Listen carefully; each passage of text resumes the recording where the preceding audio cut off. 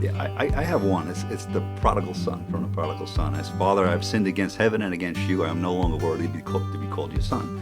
And growing up, I kind of related to the good guy, the good son. And then most of my life, I relate a lot more to the prodigal son. And, you know, the whole visual of, you know, the guy coming back with a bag, and you envision that bag being full of sin, right? And then the father just looks at him and says, you know, he's lost and he's now found. So obviously it's parable is God forgiving us of our sins. And as a kind of a funny story, I went to confession Saturday before, and I had been there 6 months, which is fairly long, but not that long in comparison. Everything's relative. Everything's relative. Everything's relative. Wow. Everything's relative. Everything's You relative. go when you need to. I do. So I went in there, and I was in there a while. and the priest looked at me, and he said, you know, you don't have that much time left. You need to start behaving yourself. You know, and so I felt a lot like the prodigal son at that point. I was like, wow, maybe, that was a little rough message. But the prodigal son is my favorite. The prodigal son message is a favorite one, although I have to always think about the other son.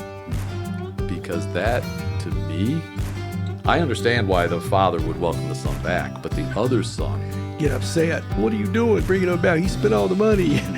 yeah, or whatever. The feeling that you might have as the other son to also welcome your brother back, that would be, I don't want to say the hard ask, but I put myself in that position sometimes and think, how would I feel? And I think it would be hard.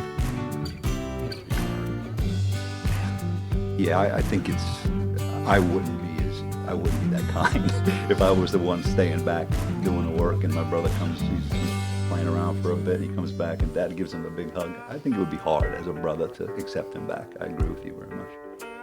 You know, families today have a lot of breakups, you know, siblings that fall by the boards. I don't know, does anybody have an experience where somebody actually does fall away a little bit and then comes back to the family?